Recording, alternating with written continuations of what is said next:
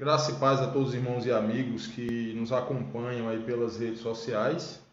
Meus irmãos, nós estamos aqui mais uma vez, para ministrarmos as lições da revista Compromisso. Essa revista aqui, sempre eu mostro a vocês desse trimestre, tá certo? Revista Compromisso. As cartas de Paulo. Estudamos nesse trimestre Gálatas, Efésios, Filipenses e Colossenses. Nós estamos hoje na lição de número 11, certo? Essa lição de número 11, na verdade, ela já foi ministrada na igreja que eu sou membro, tá certo? E eu passei aí, acredito que umas 2 semanas sem poder gravar os vídeos, certo? Mas nós estamos hoje com a lição 11, hoje é terça-feira, dia 14 de julho de 2020. Amanhã, dia 15, nós estaremos ministrando a lição 12 e dia 16, se Deus assim nos permitir, a gente vai estar ministrando a lição de número 13, que é a nossa última lição desse segundo trimestre de 2020, tá certo? Aí a gente vai estar verificando a questão da nova revista para a gente poder estar trazendo para os irmãos as lições, os textos, os livros que serão ministrados nesse terceiro trimestre de 2020, tá certo? O título da lição de hoje é o alvo a ser alcançado, Baseado no livro de Filipenses, o texto áureo é o Filipenses capítulo 3, os versos 13 e 14, que diz assim: Irmãos, não julgo que o haja alcançado, mas uma coisa faço, e é que, esquecendo-me das coisas que para trás ficam e avançando para as que estão diante de mim, prossigo para o alvo pelo prêmio da soberana vocação de Deus em Cristo Jesus. Então, esse texto, que é o base dessa lição, o texto base dessa lição, a gente vê Paulo ele dizendo o seguinte, que ele procura se esquecer daquelas coisas que passaram, que não traz nenhum tipo de proveito para ele, Aquilo que não traz esperança, aquilo que não traz renovo, aquilo que não traz a vida cristã, aquilo que não atrapalha a vida cristã, Ele deixa, ele traz, Aquilo que atrapalha a vida cristã, ele deixa de lado, Ele se procura esquecer, tá certo? Então é isso o que Paulo está falando para a gente nesse texto aí de Filipenses. Bom? Então, vamos orar, pedir a Deus que nos ajude na ministração dessa lição, tá certo? E que todas as coisas venham a cooperar para o nosso bem, para o bem daqueles que amam a Deus, tá certo? Vamos orar. Soberano Deus e nosso eterno Pai, a Ti toda honra, toda glória, todo louvor, toda adoração, mais uma vez seja dada ao Teu santo nome. Pai, nós Te louvamos e nós Te agradecemos por mais esse dia. Te pedimos que o Senhor possa nos abençoar na ministração dessa lição. Que nós venhamos, ó Deus, a falar coisas que provenham do Senhor e que nós venhamos a ter uma vida que honra e glorifique o Teu nome. Nos ajuda, perdoa os nossos pecados, oramos e agradecemos em nome de Jesus. Amém. Então, como eu já falei, o título da lição é o alvo a ser alcançado, E tem a nossa introdução, ela diz assim: ter um alvo, uma meta, um objetivo sempre é importante na vida.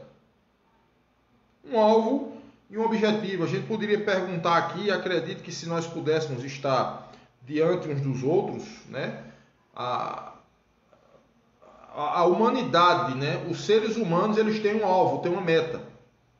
Existem pessoas que estudam porque têm um objetivo de alcançarem uma determinada profissão, Tem pessoas que amam a questão da medicina, de coisas envolvendo medicina. Então eles vão estudar para serem uns profissionais de saúde, para serem médicos, para serem enfermeiros, Enfim, existem pessoas que amam matemática. Então essas pessoas vão estar tendo o objetivo de trabalharem, de serem profissionais nessa área. Professor de matemática, engenheiro, arquiteto, enfim. Coisas que englobam esses assuntos e que são os objetivos, as metas, Então todos nós temos uma meta, todos nós, todo ser humano ele tem uma meta.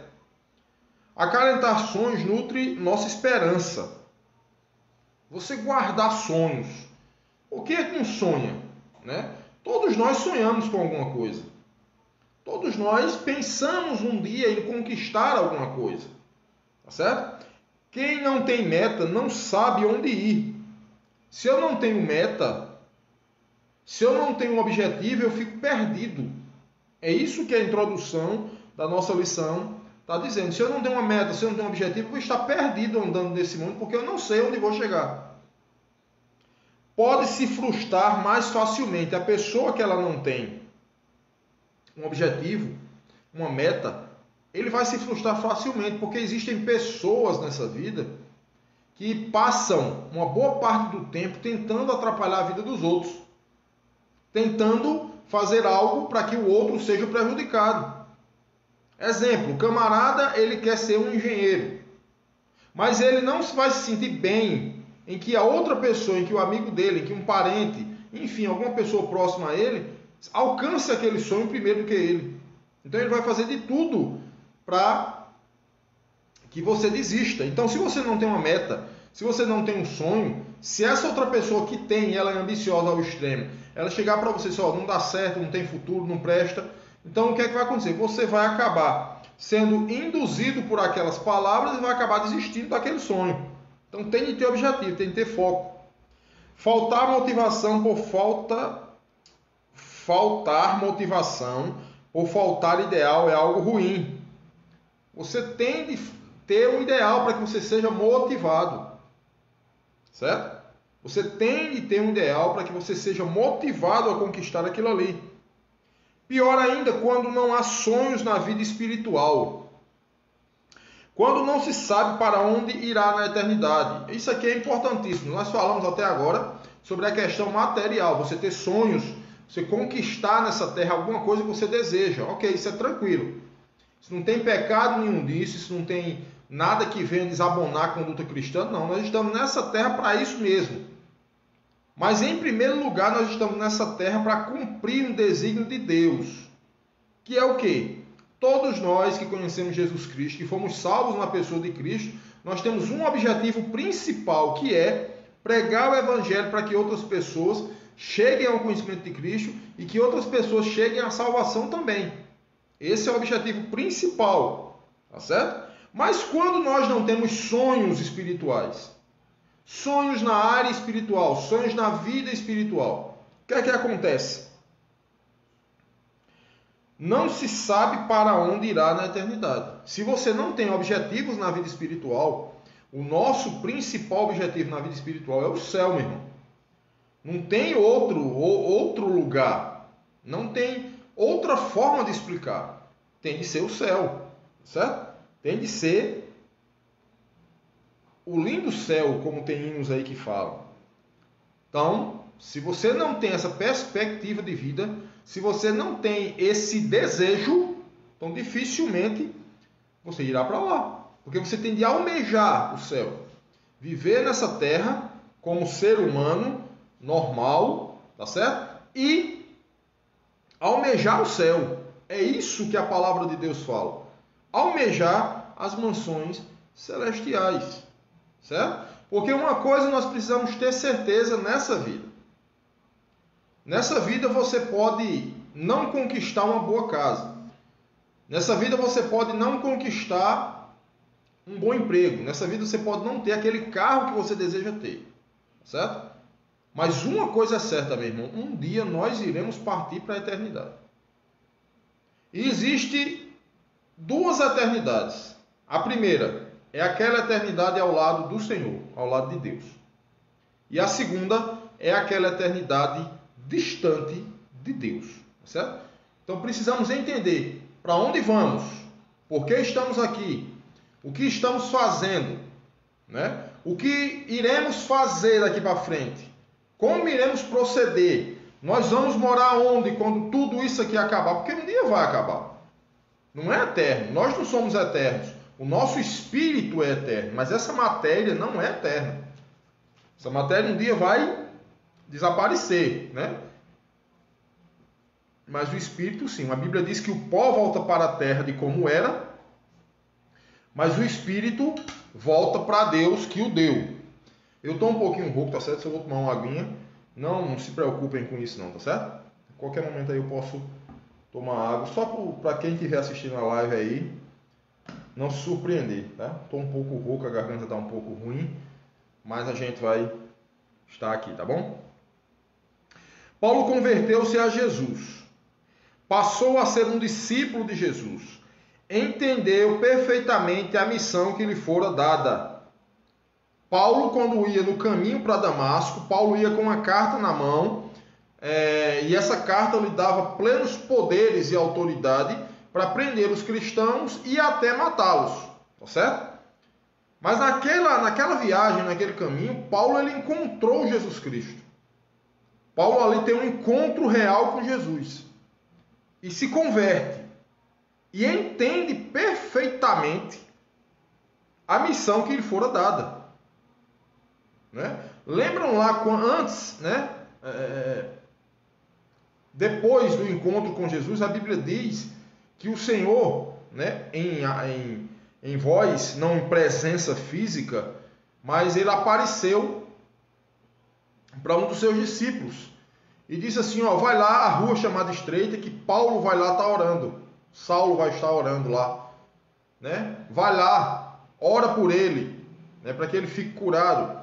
E aquele discípulo mestre não era Saulo aquele que perseguia a igreja, aquele que fazia terrores, aquele que menosprezava, que matava, enfim, Jesus disse não. Ele para mim é um vaso escolhido. Ele vai aprender o que é padecer em meu nome, ou pelo meu nome. Né?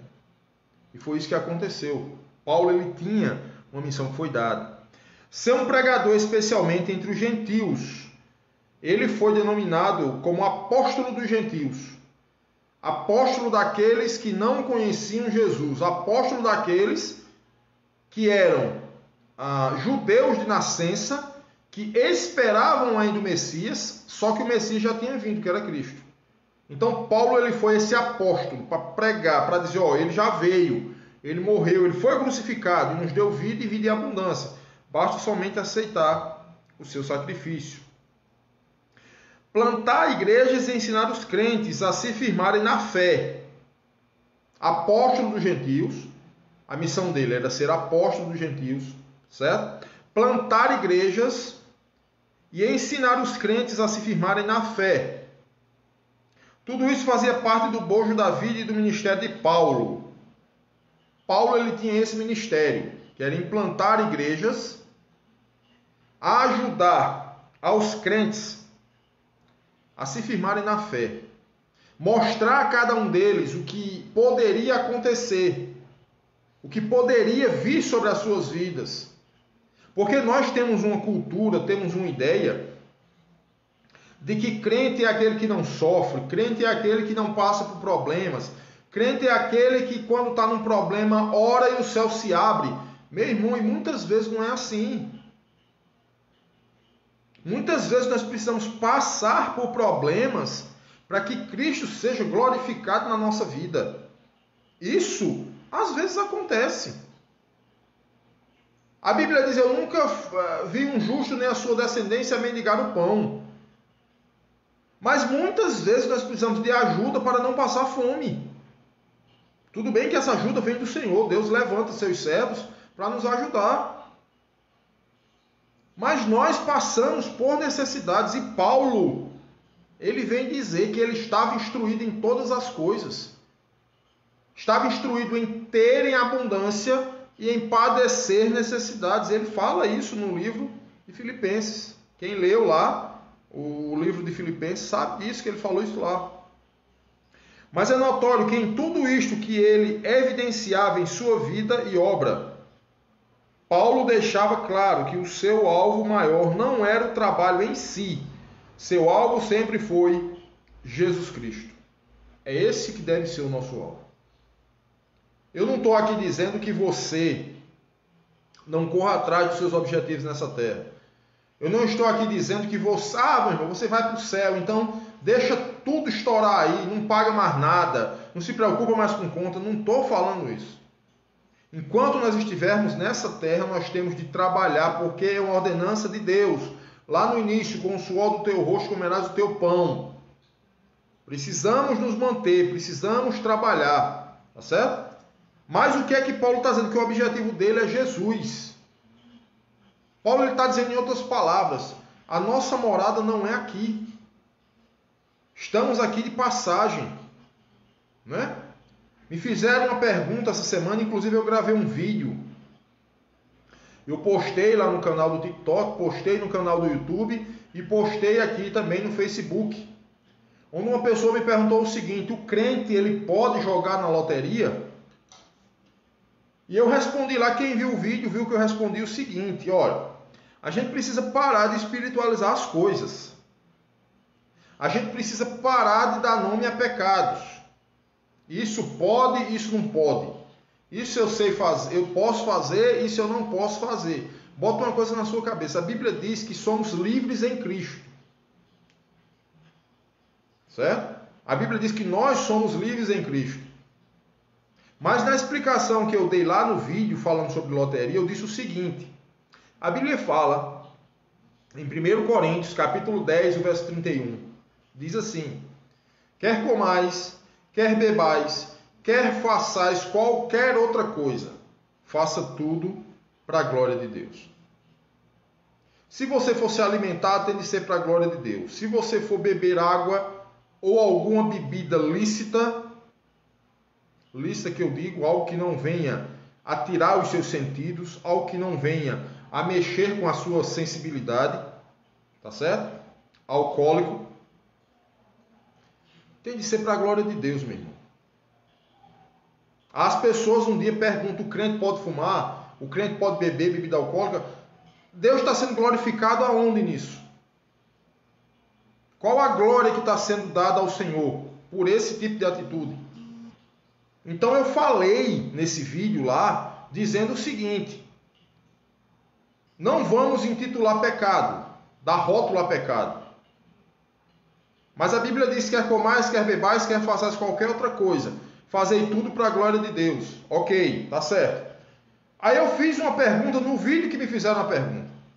Se por um acaso você é crente e você tira um prêmio dessa loteria qualquer aí, ao tirar esse prêmio, a glória vai ser para Deus ou a glória vai ser para você? E encerrei o vídeo. Porque existem pessoas que querem tirar na loteria para mostrarem carrões, mansões, iates, plásticas, né? Eu posso comprar, eu posso fazer. Deus está sendo glorificado em que nisso? Nada, meu irmão. Nada. Agora, se o crente lá, meu irmão, ele tem no coração dele, e bota uma coisa na sua cabeça: Deus sabe do meu coração e do seu coração. Se existe uma coisa que a gente não pode ludibriar, é Deus. Nós não temos como enganar a Deus. Nós não temos como fazer isso. Então ele conhece. Então se tem um crente lá, foi isso no vídeo que eu quis dizer. Se tem um crente lá, que por um acaso marcou um cartão daquele lá, e jogou lá, e Mega Sena, sei lá onde foi que ele jogou, e tirou aquele prêmio. Aquele prêmio vai ser para a glória de Deus. O que é a glória de Deus, meu irmão? A glória de Deus está em ajudar os mais necessitados. A glória de Deus está em mostrar ao mundo que quem manda é Jesus e não eu. Ah, meu irmão, se eu tivesse dinheiro hoje para chegar para o meu pastor e dizer assim: pastor, essa reforma que nós vamos fazer na igreja, ela vai custar quanto? Sei lá. Não sei quanto custa uma reforma daquela. Primeiro andar, um templo todo, não sei. Mas suponhamos que o pastor dissesse: olha, para a gente terminar tudo, concluir tudo, vai ser 100 mil reais. E eu tivesse a condição, com alegria no coração, sem tristeza, dizer assim: pastor, está aqui o dinheiro. Faça do jeito que Deus quiser que faça essa reforma. Só vou lhe pedir uma coisa: não comente, não diga a ninguém que passei esse valor para a igreja. Isso é glória de Deus, meu irmão. Mas já imaginou se eu tivesse condição hoje de perguntar ao meu pastor, ele dissesse 100 mil reais. Eu disse, está aqui o dinheiro, pastor. Aí vai para a assembleia da igreja e está lá escrito na ata da igreja, Davi Pérez doou para a igreja 100 mil reais. Deixa eu dizer uma coisa a você. Se isso acontecesse, que eu acho muito difícil, se eu tivesse o dinheiro, eu não iria permitir que meu nome estivesse em ata nenhuma. Mas suponhamos que eu permitisse, não, bota o meu nome na ata, eu quero que todos da igreja saibam que foi eu que doei. A Bíblia diz que o meu galardão já estava ali. A Bíblia diz que já foi exposto para os homens uma obra boa, que eu quero uma retribuição por aquilo ali. Deus não está sendo glorificado naquilo ali. Quem vai ser glorificado sou eu, que não mereço glória. Então foi isso que eu quis dizer lá no vídeo. Mas isso não significa dizer que você vai conseguir uma importância dessa e vai esquecer do céu, meu irmão. Porque você pode conseguir o dinheiro do mundo todinho, mas a sua morada não é aqui. Sua morada, ela é o céu. Tá certo? A nossa morada é o céu. Ele nos ensina a viver esse alvo e nos ajuda a entender de que maneira podemos fazer isso. Paulo ele nos ajuda a entender qual é esse alvo e nos ajuda também a entender de que maneira podemos fazer isso, buscar esse alvo. O primeiro ponto da lição diz assim: o cuidado com quem e o que estamos aprendendo. Com quem e o que estamos aprendendo. Olha o que é que Filipenses capítulo 3, o verso de 1 a 2. Verso 1 e 2 diz assim: meus irmãos, quanto às outras coisas, alegrai-vos no Senhor. Para mim não é fácil escrever-vos as mesmas coisas. Para mim não é difícil escrever-vos as mesmas coisas. E isso vos dá segurança. Tomai cuidado com esses cães. Cuidado com os maus obreiros. Cuidado com a falsa circuncisão. Paulo está querendo dizer o seguinte: tenham cuidado. Cuidado com quem você está aprendendo e o que você está aprendendo. Meu irmão, bota uma coisa na tua cabeça antes da gente continuar a leitura aqui. Se você já é uma pessoa salva em Cristo Jesus, primeiramente a gente precisa entender que não existe mais guarda de sábado. Isso estava acontecendo lá em Filipenses, no Concílio Filipenses, tá certo? Estava acontecendo lá. Paulo ele estava ensinando Cristo. E tinha outras pessoas que queriam guardar a velha aliança e participar da nova. Não tem união isso aí. Não tem união. É água e óleo, não se mistura. Tá certo? Ou você aceita Jesus como aquele que foi enviado por Deus para salvar a humanidade, aquele que foi enviado por Deus para trazer uma nova aliança, ou você não está aceitando isso. Porque de forma nenhuma eu posso aceitar que Cristo é o Salvador, que Cristo é o Messias enviado por Deus, que Cristo é o caminho, a verdade e a vida, e eu continuo nos rudimentos do mundo, guardando o sábado, guardando luas novas, guardando as festas, não trabalhando no sábado, venerando o dia de sábado, como muitos ainda fazem hoje aí. Chegam ao ponto de dizer que para você ser salvo, você tem de guardar o dia de sábado. Isso é heresia, meu irmão. Não existe isso nos nossos tempos mais. É uma palavra dura. É uma palavra que a gente precisa dizer. A Bíblia diz que nós temos de falar a verdade. Não existe. Circuncisão existia lá naquele tempo lá. Era uma marca, era um registro do povo de Deus. Existia lá. A nossa circuncisão é o que? Cristo, meu irmão. Não tem mais. Acabou. Não precisa mais matar um cordeiro.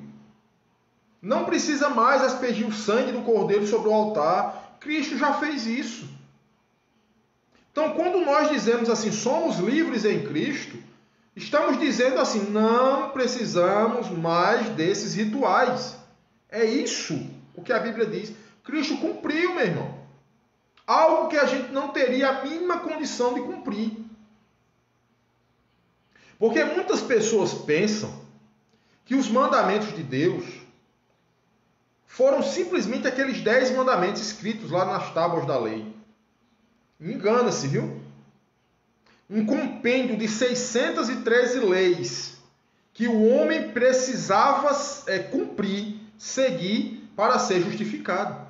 E ninguém conseguiu cumprir 613 leis, a não ser Cristo. Cumpriu tudo, cumpriu toda a lei, para que nós tivéssemos vida e vida em abundância, tá certo? Nesse alvo que temos e vivenciamos com perspectiva eterna, é preciso ter muito cuidado com quem e o que estamos aprendendo. Cuidado, meu irmão. Eu ouvi essa semana, esse coronavírus está aí, né? Alastrou o mundo, paralisou o mundo, comércio foi parado, pessoas morreram, né? Mas existem pessoas dizendo que é o fim da humanidade, que é o fim do mundo, não é? Esse coronavírus é a cartada final. Deixa eu dizer uma coisa a vocês. Eu acredito que é o princípio do fim. Mas eu não acredito que é o fim nesse exato momento. Deixa eu dizer a vocês por que eu não acredito. Porque a Bíblia ela diz que uma grande tribulação vai acontecer antes do fim. E essa grande tribulação, os homens procurarão a morte e não vão encontrar. Isso não está acontecendo. Por mais aterrorizante que seja esse vírus, por mais amedrontador que seja esse vírus, não tem homem nenhum procurando a morte. Pelo contrário, tem pessoas procurando viver. Então não é o fim. Pode ser o início de um fim. Acredito que sim, porque os sinais estão se cumprindo, né? Mas o fim não. Mas existem pessoas que estão pregando nos púlpitos dizendo: ó, é o fim. Não, meu irmão, ainda não é. Ainda não é o fim. Pelo que a palavra de Deus menciona, não é o fim. Tá certo? Pode ser um início, né? Uma nuvem de gafanhotos, né? Uma nuvem de poeira que veio aí no oceano, enfim, coisa desse tipo. Pareceu, meu irmão. Mas não significa dizer que é o fim. Agora, uma coisa eu tenho certeza, Jesus está voltando. Tudo isso que está acontecendo aponta para a volta dele. Qual é o dia? Não sei. Qual é a hora? Muito menos. A Bíblia diz que quando perguntaram a Jesus, Jesus disse: nem os anjos, nem o Filho sabe, somente o Pai. Somente Deus sabe desse dia. Nós não sabemos. E quem chegar para você dizendo é tal dia, é tal ano e tal hora, é mentiroso, porque não tem registro para isso. A Bíblia diz que aquele dia virá como um ladrão. O ladrão, quando vem na sua casa, ele avisa: Davi, hoje à noite eu vou estar roubando a tua casa. Ele não avisa, ele vem na surdina. Ele vem para roubar, ele não vem para avisar.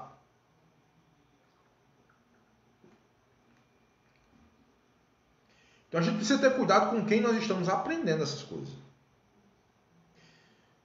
O que tem feito parte do nosso aprendizado? O que é que tem feito parte do meu aprendizado e do seu aprendizado? Alimenta, nutre o sonho ou fragiliza o alvo da nossa fé? O que a gente tem aprendido por aí? Com quem a gente tem aprendido? Tem nutrido, fortalecido ou tem deixado embaraços na nossa fé? Dúvidas com relação à nossa fé?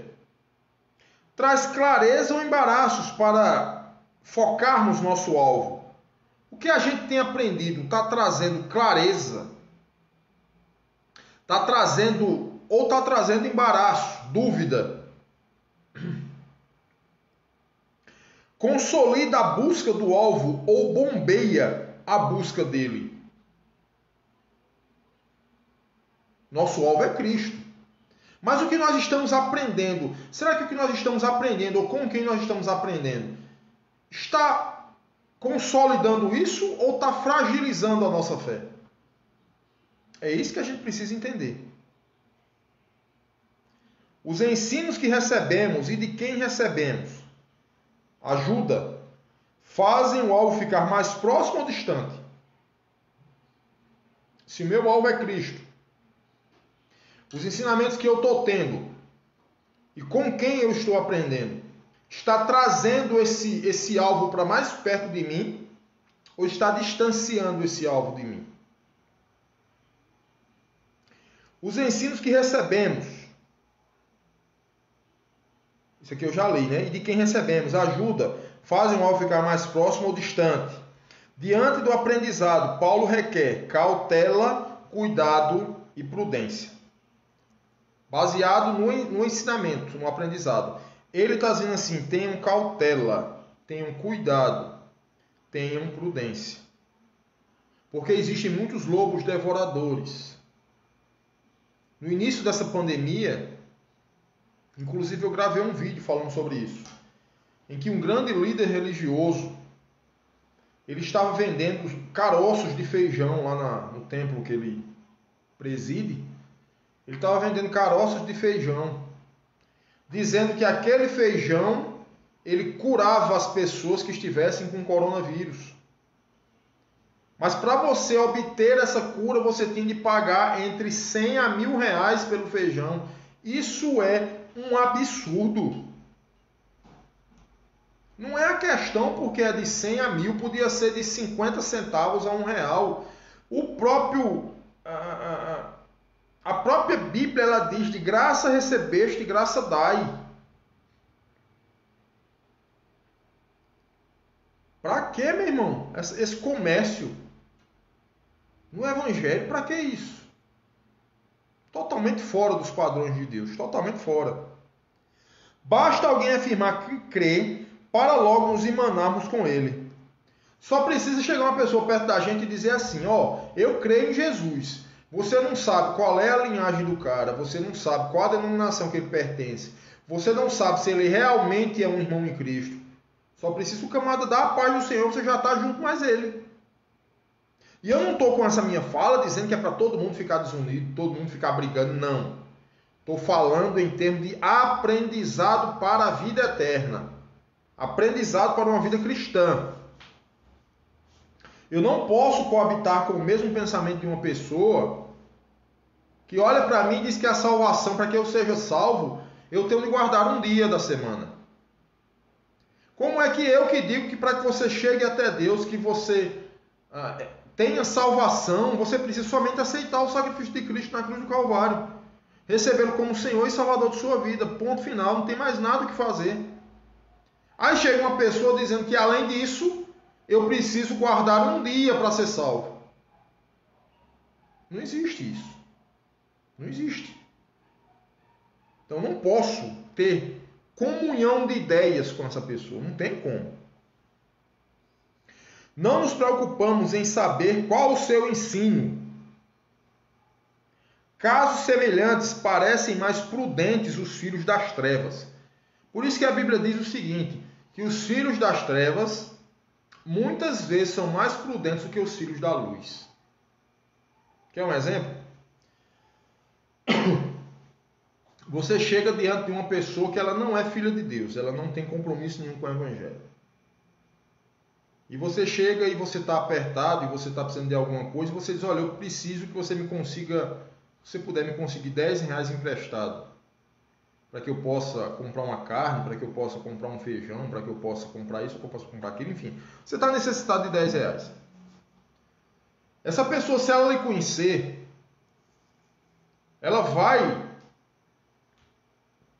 lhe emprestar esse dinheiro e vai dizer, tal dia eu preciso do dinheiro. Ou então assina essa promissória aqui, só para eu ter certeza que eu emprestei esse dinheiro a você. Os filhos das trevas fazem isso, são prudentes. Mas nós, muitas vezes, como filhos da luz, eu não estou falando entre comunhão entre irmãos, que não precisa disso, certo? Eu sou membro de uma determinada igreja, e lá na minha igreja eu tenho muitos irmãos em Cristo. Então lá dentro eu conheço eles, eu sei quem são. Eu sei que todos eles entendem da mesma ordem de fé que eu entendo.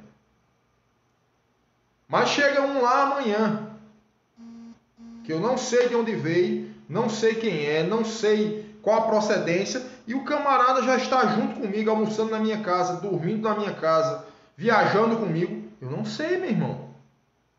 Então, por isso que a Bíblia diz que os filhos das trevas, muitas vezes, são mais prudentes do que os filhos da luz. Eles têm cautela, certo? Em Atenas, perguntaram a Paulo pela doutrina e não pela fé. É pela doutrina que se avalia fé. Paulo diz que precisamos ter cautela, cuidado. A ideia é não deixar de olhar, de observar. Não pode passar desapercebido todo tipo de ensino. Paulo diz que é para nossa segurança. A ideia que se tem ao ser específico, usando as palavras cães, maus obreiros e dar circuncisão, é que Paulo sabia identificar muito bem aqueles que poderiam fazer mal aos crentes. Você sabe que tem pessoas que podem nos fazer mal? E como tem? Tenham cuidado.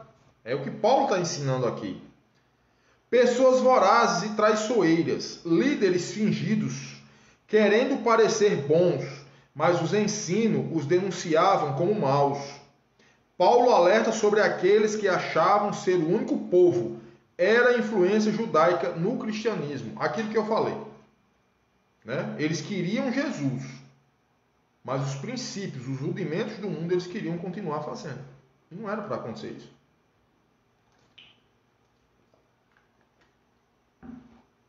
Eles queriam introduzir dentro do cristianismo, eles queriam introduzir o judaísmo. Coisas que após a vinda de Cristo não existe mais. Em termos de fé, conduta cristã, não existe mais. Certo? Tudo aquilo, todas aquelas coisas que aconteciam lá naqueles rituais, a Arca da Aliança, o tabernáculo, os utensílios do tabernáculo, a aspersão do sangue das ovelhas, dos bodes, tudo, o sumo sacerdote, tudo aquilo apontava para Cristo, tudo. Quando ele veio, aquilo ali tudo foi abolido. A gente precisa entender isso. Segundo ponto, nem sempre perder é derrota. Quando perdemos para ganhar a Cristo. Olha esse texto. Filipenses 3,7. Mas o que para mim era lucro, passei a considerar perda por amor de Cristo.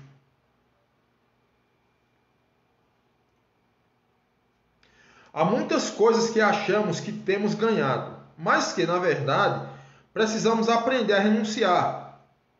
Paulo diz que muitas coisas em sua vida que antes eram importantes, ele havia renunciado por amor a Cristo. Olha que texto interessante aqui.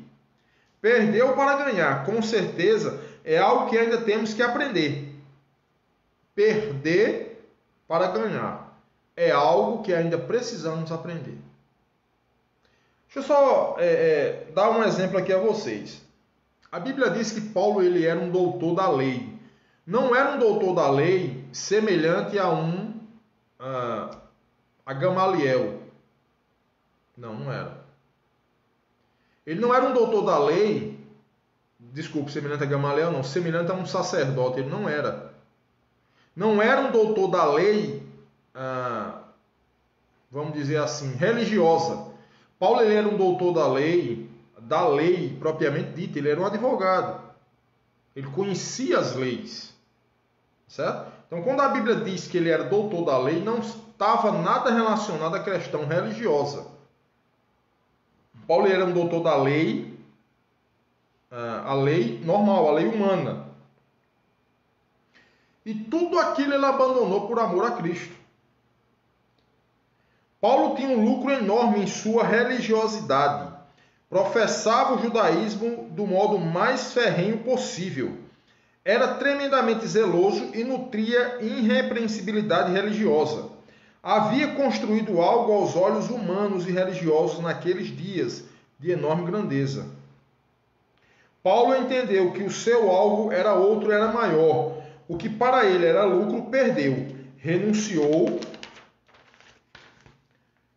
para que Jesus estivesse diante de seus olhos e se tornasse o alvo maior da sua vida.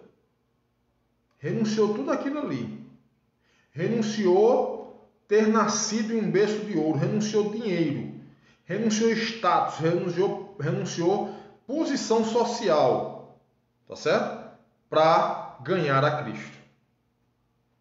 Nada pode ser comparado ao prêmio maior que Jesus. Nada pode ser comparado a esta riqueza espiritual. Nossos olhos precisam estar fitos em Jesus. E para que isso seja real, entenda que nem sempre perder significa derrota. Nem sempre perder significa derrota. Eu gravei um vídeo essa semana onde eu falava com relação ao casamento. E eu dizia o seguinte, que os jovens, né, as moças e os rapazes, eles pensassem direitinho antes de se casar com uma pessoa. Porque o casamento, eu dizia no vídeo, é para toda a vida, meu irmão. E nos nossos dias hoje, as pessoas estão casando já pensando numa possível separação. E isso não é agradável aos olhos de Deus. Casamento é algo sagrado. Uma pessoa um dia me falou que quando viu uma ex-namorada que já era casada e ele também já era casado, ele disse que quando viu essa pessoa sentiu algo estranho. E eu disse, meu irmão, tu tem que tirar esse pensamento da tua cabeça. Porque Deus ele não vai destruir uma família para construir outra. Não vai. Casamento só é interrompido com a morte. E ponto final, meu irmão. Não tem outra explicação, não tem outro meio. Ah, não, mas ela é muito ignorante. Meu irmão, tu não viu isso antes? Ah, mas ele é muito mulherengo. Você não viu isso antes, minha irmã? Será que as pessoas não te deram conselho para você não ir atrás dessa pessoa? Para você não conviver com essa pessoa? Para você não sair com essa pessoa? Será que você não recebeu conselho nenhum? Olha que recebeu. Mas foi uma escolha sua. Foi uma escolha própria sua. Então agora, depois do casamento, não adianta arrependimento, não. Tem que viver com a pessoa. Então, quando Paulo disse é melhor perder para ganhar, é isso. Você que é moça, você que é um rapaz cristão, que tem Jesus como Senhor, meu irmão, se você está namorando com uma menina que não tem o mesmo conhecimento que você da palavra, você, moça, se estiver namorando com um homem, com um rapaz que não tenha o temor do Senhor, minha irmã, é melhor você perder para você ganhar, é melhor você deixar antes de chegar a um casamento. Porque vai haver sofrimento nisso aí. Vai haver discórdia. Vai ter pensamentos cruzados aí. Vai ter briga, vai ter contenda. Então é isso o que Paulo está dizendo. Perder para ganhar. Né? Renunciar para ganhar. É isso que Paulo está falando. Tá bom? O terceiro ponto da nossa lição. Perdão, né? É o terceiro ponto. Nossa vida não deve ser motivada pelo aprisionamento do passado. Isso aqui é muito legal.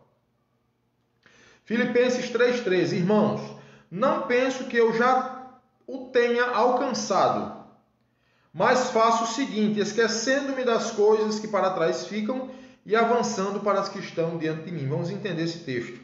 Nosso alvo sendo Jesus, é preciso tomar cuidado com uma armadilha muito presente e que tenta nos aprisionar, a escravidão do passado. Paulo diz que ele se esquecia das coisas que para trás ficavam. É claro que Paulo não falava de um esquecimento de coisas que tinham ocorrido e que tinham vivenciado ou experimentado, mas as coisas passadas só devem ser lembradas se forem para ações de graça e júbilo diante do Senhor. Olha esse texto, meu irmão.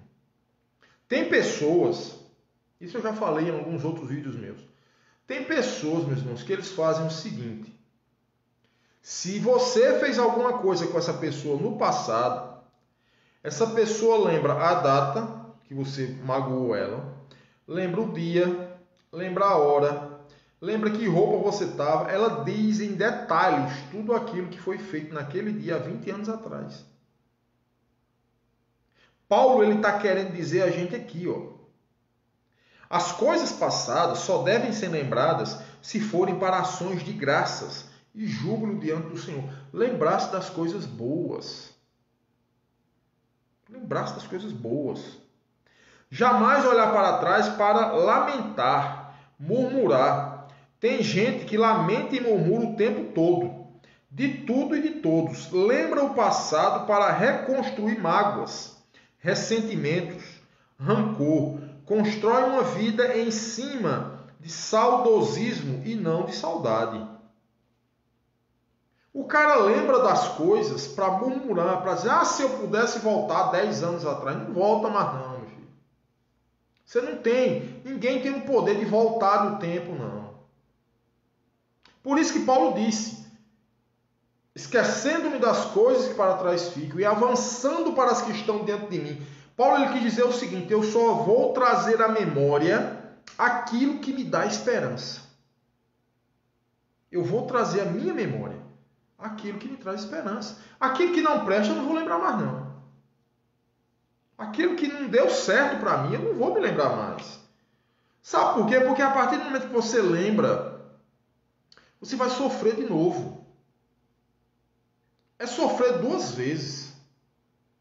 Então, esquecendo-me das coisas que para trás ficam e avançando para aquelas que estão diante de mim, prossigo para o alvo.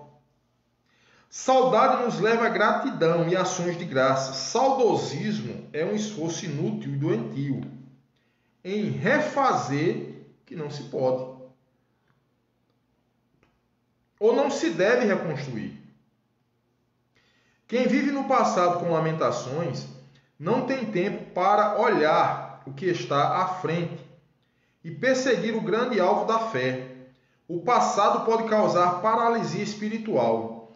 Paulo dizia que esquecia-se do que ficava para trás, para avançar, e sabia muito bem o que queria. Ele era o prêmio da soberana vocação em Cristo Jesus.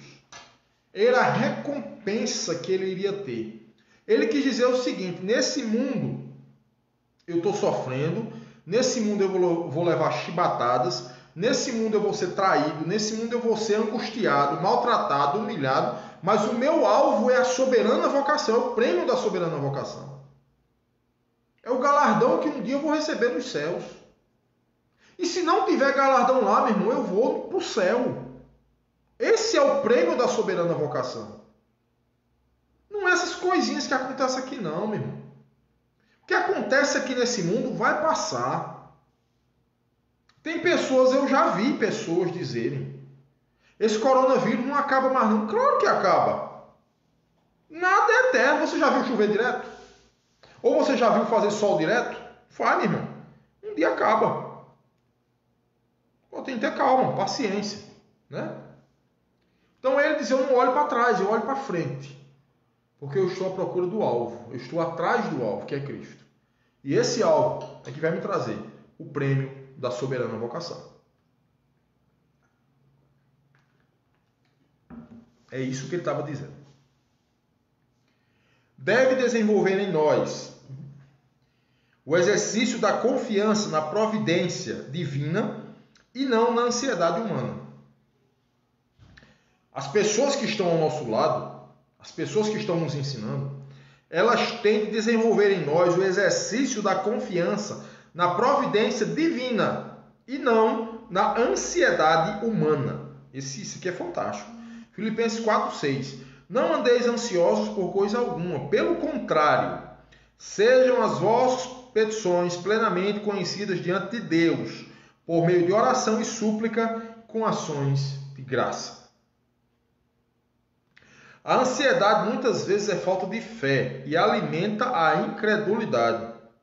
vai se tornando também uma enfermidade emocional, um desequilíbrio e realimenta a imaturidade emocional e, consequentemente, a espiritual também. Né? A ansiedade, muitas vezes, ela neutraliza a fé. Né?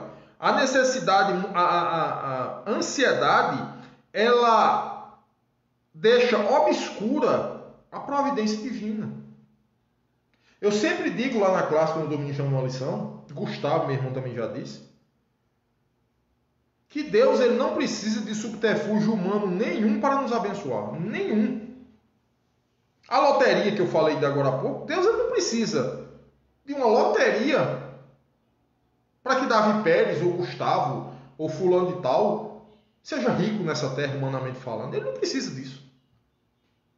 Se ele quiser, se estiver nos planos dele, eu vou dormir pobre e amanhã amanheço rico. Quer um exemplo claro que eu estou dizendo? José do Egito foi dormir escravo.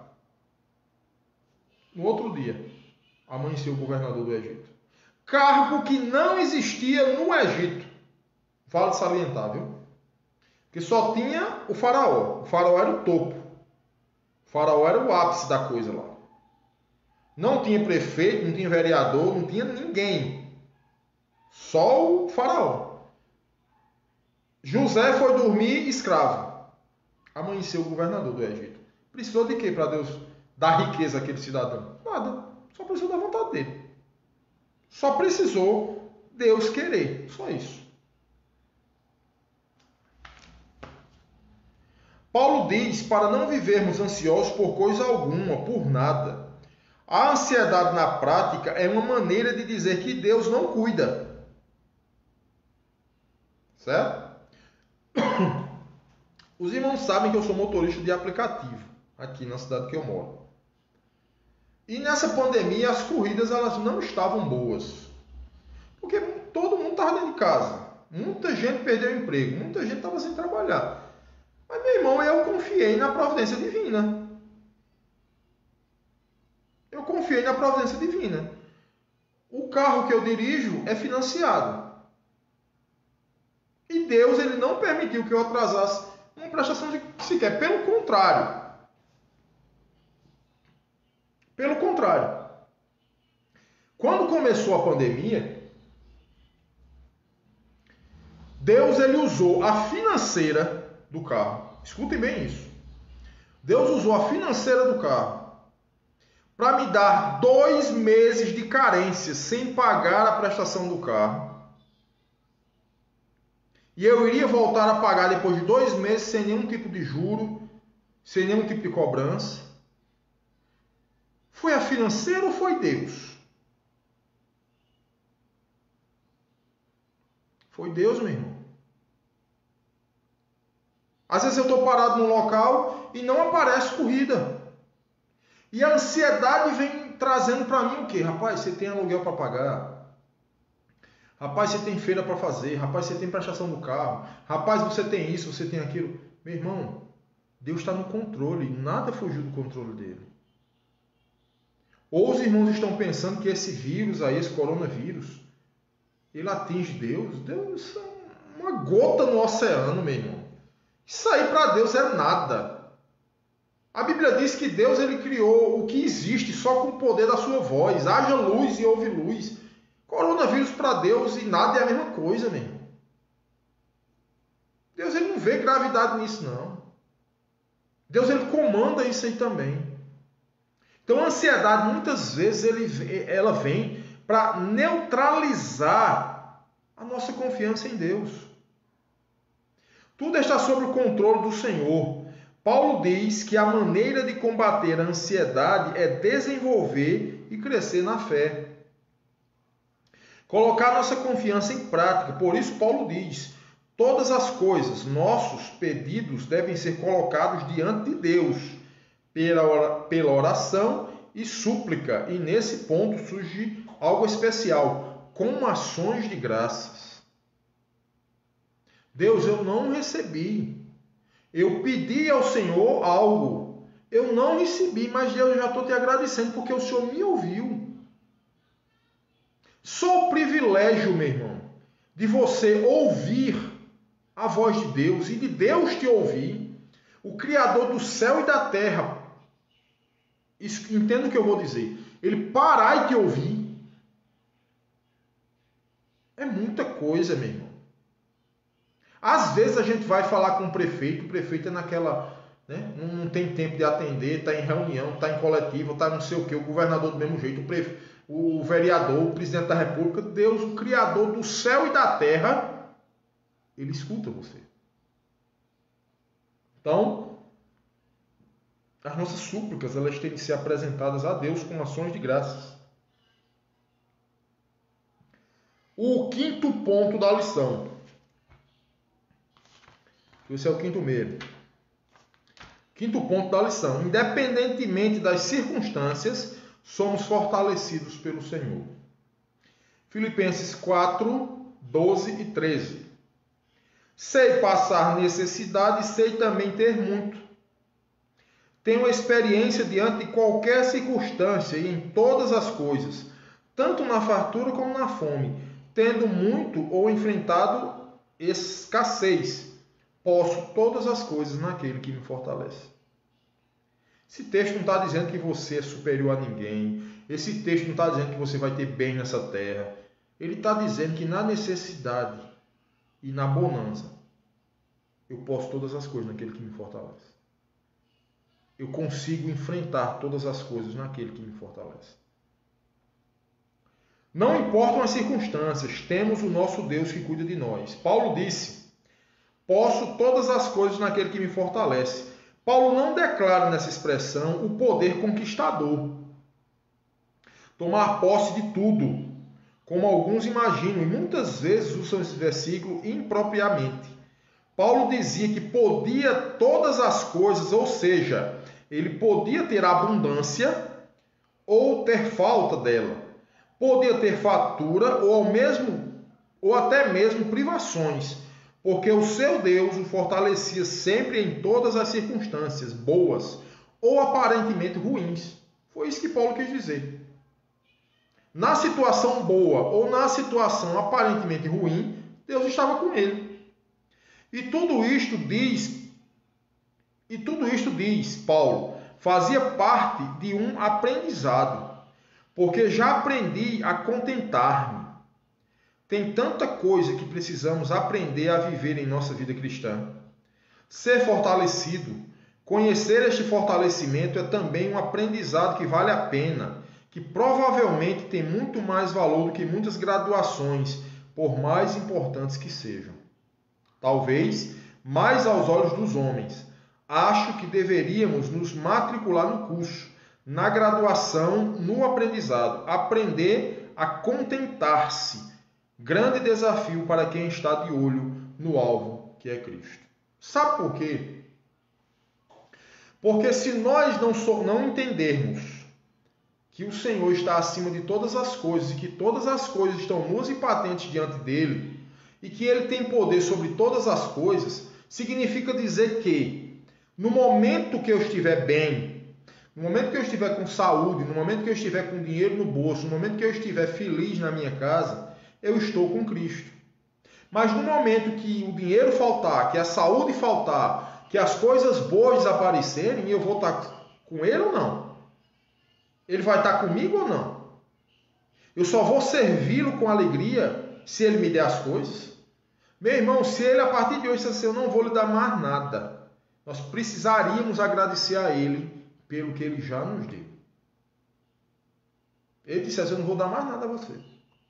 Até você morrer, eu não vou mais lhe abençoar com nada. Mesmo assim, a gente precisaria agradecer pelo que ele já fez. Conclusão.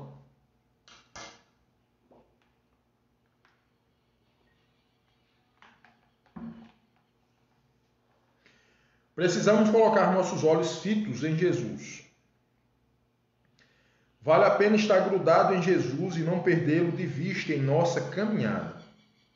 Aí tem uma pergunta aqui. Como colocar nossa vida em direção ao alvo e buscá-lo?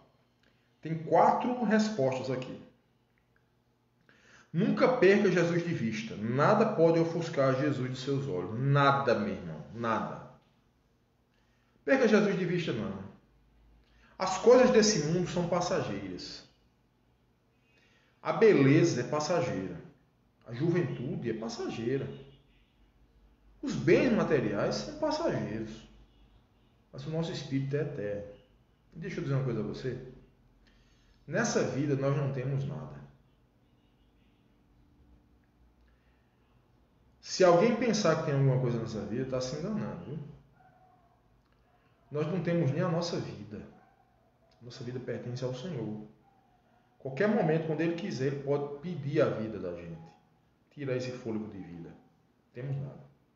Cuidado, muito cuidado mesmo com quem e o que você tem aprendido.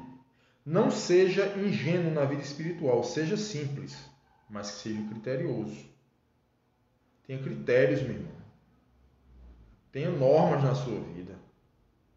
Só vou aceitar uma pessoa para ser meu amigo, de eu confiar nele, de eu orar com ele, se ele for uma pessoa melhor do que eu, ou igual a mim. Uma pessoa que vai se escandalizar com qualquer coisa, uma pessoa que vai estar me dando conselho para perdição. Não quero como meu amigo. Não quero. Criterioso. Não deixe o passado conduzir você. Não se prenda ao saudosismo. Quem olha para trás para se lamentar, não avança. Deixe de ser murmurador. Deixe de ser blasfemador. Seja um adorador. É difícil? É, meu irmão. Não estou dizendo que você quer fácil, não. Mas bota uma coisa na tua cabeça. Se Deus está conosco, a gente vai passar por isso. Pode demorar, pode doer, pode machucar, mas vai passar. Aprenda a confiar em Deus, que é o antídoto da ansiedade. Eu vou tomar um antidepressivo. Tem pessoas que precisam tomar, tá certo? Eu não estou aqui fazendo nenhuma crítica com relação a quem tem depressão, não. Depressão é uma doença séria. E se o homem e a mulher estiver em depressão, estiver com depressão, ele precisa de tratamento, tá certo? Precisa de tratamento. Mas o maior tratamento chama-se Cristo. Confiar nele. Deixar tudo nas mãos dele. Tá bom? Então, meus irmãos, essa foi a nossa lição de número 11. Amanhã, quarta-feira, se Deus assim nos permitir, nós vamos estar estudando essa lição aqui, ó. Os combates no ministério cristão. Isso aqui, ó. Os combates no ministério cristão. O texto base é Colossenses capítulo 2, o verso 1, tá? Então a gente vai ler o capítulo 1 e o capítulo 2 do livro de Colossenses para essa lição. Amanhã, se Deus assim nos permitir, nós estaremos ministrando a lição 12, tá bom? E quarta-feira 12, né? Quinta-feira nós estaremos ministrando a lição de número 13, se Deus assim nos permitir. Que essa lição de número 13 vai estar sendo ministrada lá na igreja que eu sou membro domingo que vem. Acredito que seja a classe das mulheres que vão estar ministrando essa lição. Não sei com certeza, mas acredito que sim. Buscai as coisas que são de Deus, certo? No livro de Colossenses, capítulo 3 e o capítulo 4. Colossenses 3 e capítulo 4. Tá bom? Então Deus nos abençoe. Vamos orar, encerrando a nossa live. Tá bom? Essa lição vai estar como vídeo lá no meu canal no YouTube, o canal Davi Pérez, e também vai estar como vídeo aqui no Facebook, tá bom? Eu não tenho como colocar um vídeo longo assim lá no TikTok, porque o TikTok só aceita vídeos de 1 minuto. E no Instagram não consegui ainda postar esses vídeos. Mas se Deus assim nos permitir, se for da vontade dele, a gente vai conseguir estar com esses vídeos lá também, tá bom? Vamos orar e encerrar a nossa transmissão. Muito obrigado, Deus, por mais esse dia. Obrigado, Senhor, por tudo que o Senhor tem feito. Supre, Deus, as nossas necessidades e nos abençoa para que possamos assimilar a Tua palavra e vivermos melhor te glorificando. Nos ajuda, dá-nos uma noite feliz e em paz. Oramos e agradecemos em nome de Jesus. Amém. Muito obrigado a todos. Espero que você compartilhe esse vídeo, que você curta o vídeo, que você possa também estar passando para outras pessoas, né? A gente tem condição de ir no Facebook compartilhar com outras mídias, né? Com outras redes sociais, né? Instagram, Tem como compartilhar também com o WhatsApp. Enfim, Deus abençoe, que todos possam ter paz nessa noite, uma noite tranquila, um sono reparador, e que Deus amanhã nos ajude, nos dando um dia feliz e abençoado na presença dele. Deus nos abençoe.